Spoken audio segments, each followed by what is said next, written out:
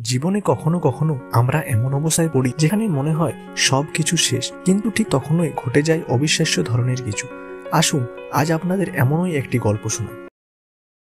এক সুন্দর সকালে এক কৃষক তার ক্ষেতে বীজ ছড়াচ্ছিলেন। সব বীজগুলোই মাটিতে খুব আরামদায়ক জায়গাতে স্থান পেল, যেখানে আলো পৌঁছায়, জল পৌঁছায়। কিন্তু একটি অভাগা বীজ অদ্ভুতভাবে গিয়ে পড়ল একটি পাথরের ফাঁকে। সেখানে সে না পেল মাটি, আর না পেল জল, আর না কোনো আরামদায়ক আশ্রয়। যেন জন্মের পর থেকেই তাকে বলে দেওয়া হলো, তোকে লড়াই করেই বাঁচতে হবে।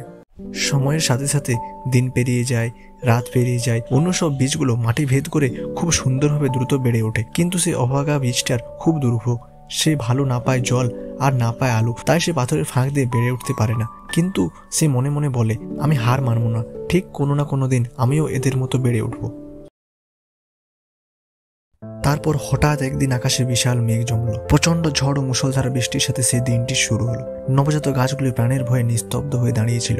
তাদের নবীন কাণ্ডগুলি যেন ঝড়ের বেগে উপড়ে যেতে চাইছিল। হঠাৎ সে অবাকা বৃষ্টির উপর থেকে পাথরের আস্তরণটি সরে গেল। বৃষ্টির এক ফোঁটা জল তার উপর পড়ল। কিছুক্ষণ পর সব শান্ত। সূর্যের উদয় হলো।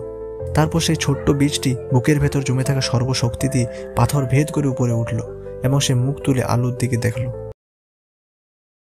যে শুরু থেকেই বাধার সঙ্গে যুদ্ধ করে, তার শেকড়ই হয় সবচেয়ে গভীর এবং সবচেয়ে শক্ত। জীবনে অনেকেই সহজ পথে চলে, কিন্তু যারা কঠিন পথ পার করে ওঠে, তাদের ভরসা, তাদের শক্তি এবং তাদের ধৈর্য অনেক বেশি শক্ত হয়। আপনি যদি কখনো নিজেকে পাথরের ফাঁকে আটকে আছেন মনে করেন, মনে রাখবেন, হয়তো আপনাকে সেই শক্ত গাছ হয়ে উঠতেই বেশি রাখা হয়েছে।